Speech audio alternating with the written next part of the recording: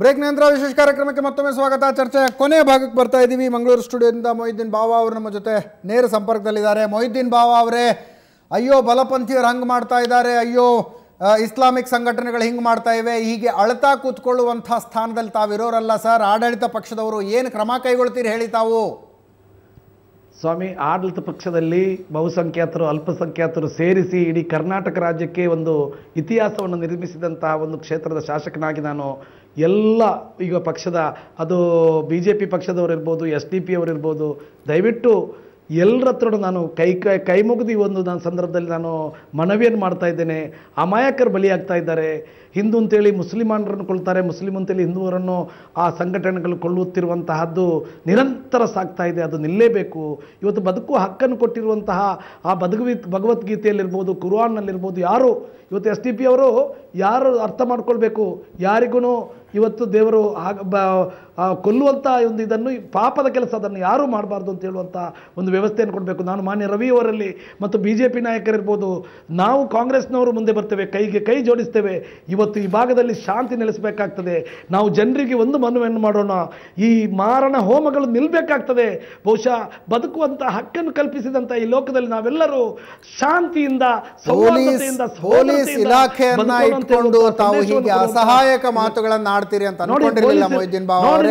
ಶಾಂತಿಗಾಗಿ ಮನವಿ ಮಾಡಿಕೊಳ್ಳುವಂಥದ್ದು S it is acceptable. ಶಾಂತಿಗಾಗಿ ಮನವಿ ಮಾಡಿಕೊಳ್ಳುವಂಥದ್ದು ಎಸ್ ಇಟ್ ಇಸ್ ಅಕ್ಸೆಪ್ಟಬಲ್. ಒಂದು ನಿಮಿಷ ದಯವಿಟ್ಟು ನಾನು ಯಾತಕ್ಕೆ ಪೊಲೀಸ್ ಇಲಾಖೆಯನ್ನು ಇಟ್ಟುಕೊಂಡು ನಾವು ಮಾತನಾಡುವಂಥ ಮಾತು, ನಿನ್ನೆ ಮಾನ್ಯ ಮುಖ್ಯಮಂತ್ರಿಗಳಾದ ಸಿದ್ದರಾಮಯ್ಯನವರು ಇಲ್ಲಿ ಬಂದಂತಹ ಸಂದರ್ಭದಲ್ಲಿ ಮಾನ್ಯ SP ರವರಿರ್ಬೋದು, ಮಾನ್ಯ IG ರವರನ್ನಿರ್ಬೋದು, ಅಥವಾ ಕಮಿಷನರ್ ಅವರನ್ನಿರ್ಬೋದು, ಖಂಡಿತವಾದ ನಮ್ಮನ್ನೆಲ್ಲ ಶಾಸಕರನ್ನು ಮಂತ್ರಿಗಳನ್ನು ಕರೆಸಿ ಆದೇಶವನ್ನು ಮಾಡಿದ್ದಾರೆ. ಇವತ್ತು ಈ ಭಾಗದಲ್ಲಿ ಯಾವುದೇ ಇವತ್ತು ಶಕ್ತಿಗಳು ರಾಜಕೀಯದ ಉದ್ದೇಶದಿಂದ ಧನ್ಯವಾದ ಮೊಹಿದ್ದೀನ್ ಬಾವ ಅವರೇ. ಅಶೋಕ್ ನಾರಾಯಣ ಅವರೇ, ಸರ್, ಈಗ ಕೈಯಲ್ಲಿ ದೊಣ್ಣೆ ಬಾಯಲ್ಲಿ ಮಂತ್ರ ಅನ್ನೋ ರೀತಿ ಮಾತಾಡ್ಲಿಕ್ಕೆ ನಾನು ಇಚ್ಛೆ ಪಡೋದಿಲ್ಲ. ಪೊಲೀಸರಿಗೆ ಅವ್ರಿಗೆ ಡ್ಯೂಟಿ ಮಾಡಲಿಕ್ಕೆ ಪ್ರಾಮಾಣಿಕವಾಗಿ ಯಾರೂ ಹಸ್ತಕ್ಷೇಪ ಮಾಡದೆ ಅವ್ರನ್ನ ಬಿಟ್ಬಿಡ್ಬೇಕು. ಅದು ಯಾವುದೇ ಸಂಘಟನೆ ಇರಲಿ, ಸಂಘಟನೆಗಳ ಮೇಲೆ ಬಂದಿರತಕ್ಕಂಥ ಅನುಮಾನಗಳು ಮತ್ತು ಅವ್ರ ಮೇಲೆ ಇರ್ತಕ್ಕಂಥ ಮೊಕದ್ದಮೆಗಳನ್ನು ಪೊಲೀಸರು ನಿರ್ದಾಕ್ಷಿಣ್ಯವಾಗಿ ಕ್ರಮ ತೆಗೆದುಕೊಳ್ಳುವಂಥ ಸಂದರ್ಭದಲ್ಲಿ ಸರ್ಕಾರವನ್ನು ಬಿಜೆಪಿ ಕೊಡಲಿಲ್ಲ ಅನ್ನೋದು ಆರೋಪ. ಶರತ್ ಕೊಲೆ ಆದ್ಮೇಲೆ ಕೊನೆ ಪಕ್ಷ ತನಿಖೆಗಾರರು ಒಂದಷ್ಟು ಟೈಮ್ ಕೊಡಬೇಕಾಗಿತ್ತು ಪೊಲೀಸರಿಗೆ ಅಂತ ಎಸ್ ಮಹೇಂದ್ರ ಕುಮಾರ್ ಅವರು. ಈ ಎಲ್ಲ ಸಾವುಗಳ ಹಿಂದೆ ಫಲಾನುಭವಿಗಳು ಇದ್ದೇ ಇದ್ದಾರೆ. ಆದ್ರೆ ಈ ಸಾವಿನಲ್ಲಿ ಫಲಾನುಭವದ ಯೋಚನೆಯನ್ನ ನೀವು ಮಾಡ್ತಾ ಹೋದ್ರೆ ಮುಂದೊಂದು ದಿನ ನಿಮ್ ಕಾಲ್ಬುಡಕ್ಕೂ ಇದು ಬರ್ಬೋದು. ಹಾಗಾಗಿ ಗಂಭೀರವಾಗಿ ಚಿಂತನೆ ಮಾಡುವ ಅಗತ್ಯ ಇದೆ. ಮಂಗಳೂರಿನ ವಿಚಾರದಲ್ಲಿ ನೀವು ಫಲವನ್ನ ಮಾತ್ರ ಯೋಚನೆ ಮಾಡಬೇಡಿ, ಇದು ಭೀಕರವಾದ ಪರಿಸ್ಥಿತಿಗೆ ಹೋಗಿ ಪರಿಣಾಮವನ್ನು ಯೋಚನೆ ಮಾಡಿ ಬದಲಾಗಿ. ಸುವರ್ಣ ವಾಹಿನಿ ಮುಖಾಂತರ ನಾನು ಪೊಲೀಸ್ ಇಲಾಖೆ ಮತ್ತು ಸರ್ಕಾರಕ್ಕೆ ಒಂದು ಹೇಳಕ್ ಬಯಸ್ತೀನಿ. ಇದನ್ನ ಬರೀ ಹತ್ಯೆ ಅಂತ ಮಾತ್ರ ಅಲ್ಲದೆ, ಹಿಂದೂ ಮುಸ್ಲಿಂ ಅಂತ ಮಾತ್ರ ಅಲ್ಲದೆ, ಇವತ್ತೇನು PFI ಇವತ್ತು 7-8 ಹಿಂದೂಗಳ ಹತ್ಯೆ ನಡೆದಿದೆ, ಅದರ ಹಿಂದೆ ಒಂದು ಮತೀಯ ಉದ್ದೇಶ ಇದೆ. 2047ರವರೆಗೆ ಕರ್ನಾಟಕದ ಇಸ್ಲಾಮೀಕರಣದ ಉದ್ದೇಶ ಇದೆ.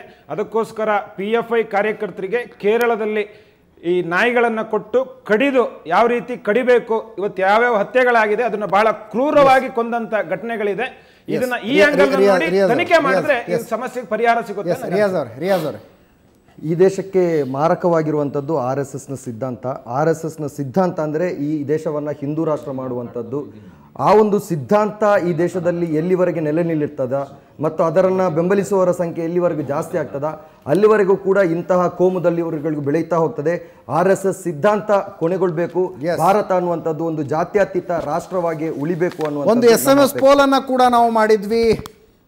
ಕರಾವಳಿಯಲ್ಲಿ ಕಾನೂನು ಸುವ್ಯವಸ್ಥೆ ಕಾಪಾಡುವಲ್ಲಿ ರಾಜ್ಯ ಸರ್ಕಾರ ವಿಫಲವಾಗಿದೆಯಾ ಅನ್ನುವಂಥ ಪ್ರಶ್ನೆಯನ್ನು ಕೇಳಿದ್ವಿ. ಆಶ್ಚರ್ಯಕರ, ಇದು ಇಷ್ಟು ದೊಡ್ಡ ಸಂಖ್ಯೆಯಲ್ಲಿ ಜನ ಎಸ್ ಅಂತಾರೆ ಅಂದ್ಕೊಂಡಿರಲಿಲ್ಲ. 93% ಜನ ಹೇಳ್ತಾರೆ ರಾಜ್ಯ ಸರ್ಕಾರ ವಿಫಲವಾಗಿದೆ ಕರಾವಳಿಯಲ್ಲಿ ಶಾಂತಿ ಸುವ್ಯವಸ್ಥೆಯನ್ನು, ಕಾನೂನು ಸುವ್ಯವಸ್ಥೆಯನ್ನು ಕಾಪಾಡಿಕೊಳ್ಳುವಲ್ಲಿ ಅಂತ.